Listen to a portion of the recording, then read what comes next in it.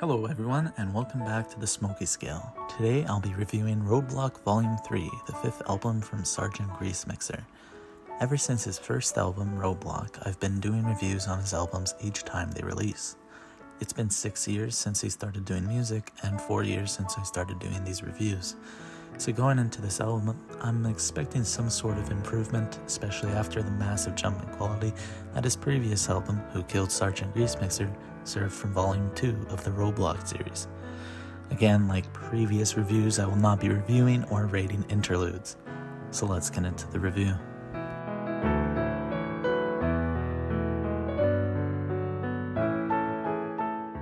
The first track is a title track, and isn't like the previous Roadblock title tracks where it's a simple acoustic instrumental to introduce the album. This time around, it's an actual rock song that transitions into a cinematic pirate rock song. At this point, I really hope we're getting closer to the release of New Liberty. The production is really good, and it's an entertaining track. I give the title track an 8 out of 10.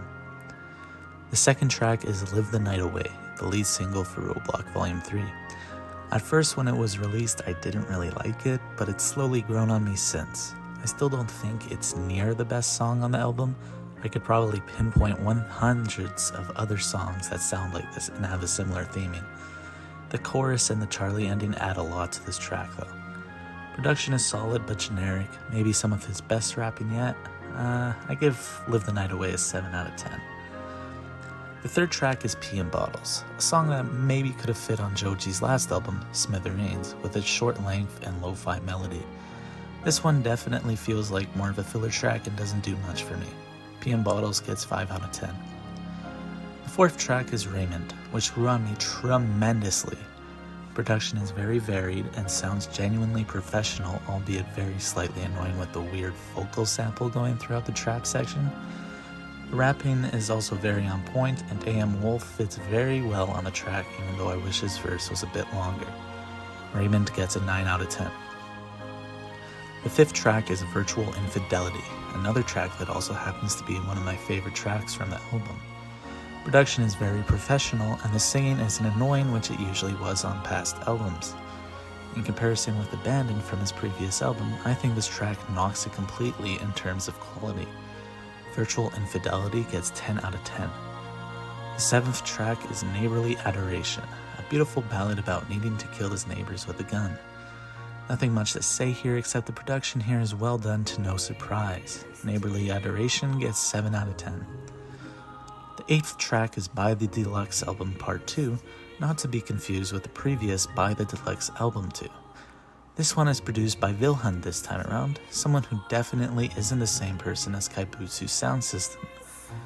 The production on this is genuine quality like much of Vilhund's recent work. Genuinely nothing here to be annoyed about or hate, even if it's still a filler track. Not to mention, I still cannot buy the deluxe album for $1 to support charity. Buy the Deluxe Album Part 2 gets 9 out of 10.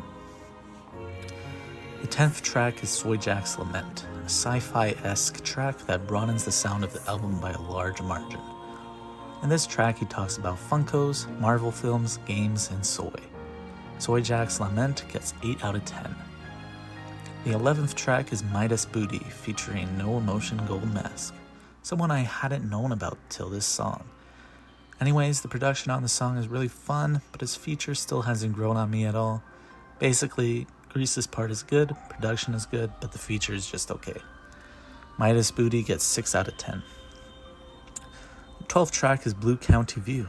It's definitely okay. I don't mind country as a genre anymore, and I've come to actually like some country and blues songs, but I don't doubt he could come up with something better with that genre in the future. The lyrics are definitely something though. Blue County View gets 4 out of 10. The 13th track is A Pirate's Life, a somewhat continuation of the pirate bit in the title track. I love this track because it's about pirates, and I think there's so much potential within the pirate genre that has been untouched for years. Only problem I really have with it is the mixing of the song being quieter than everything else on the album, but other than that, it's a good track.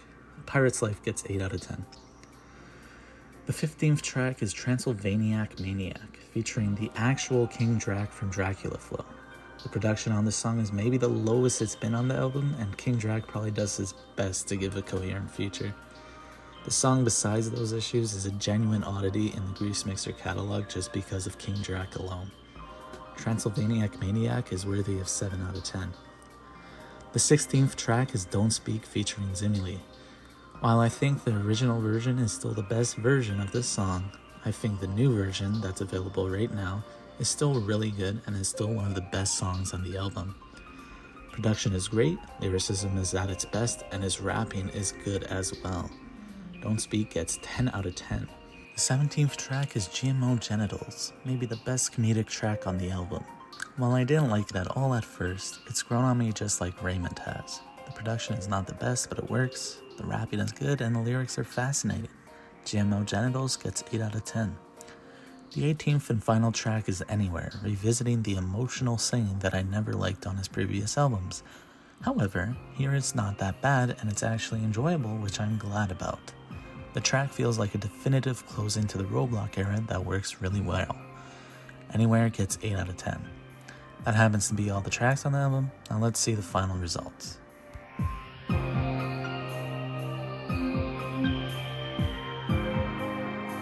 Roadblock Volume 3 feels like a closure to the Roadblock series, filled with a variety of sound ranging from rock to country to hip-hop. It feels like an opening to a new era of Greasemixer. Despite its issues, there is also a lot of good that comes from this album that outshines all his previous work, and while it's not a huge jump in quality compared to Who Killed Sergeant Greasemixer, some of these songs have a very professional sound to them that you'd be stunned to even look for in any past project. Overall, Roadblock Volume 3 gets a 75% on the Smokey scale. That's about it. See ya.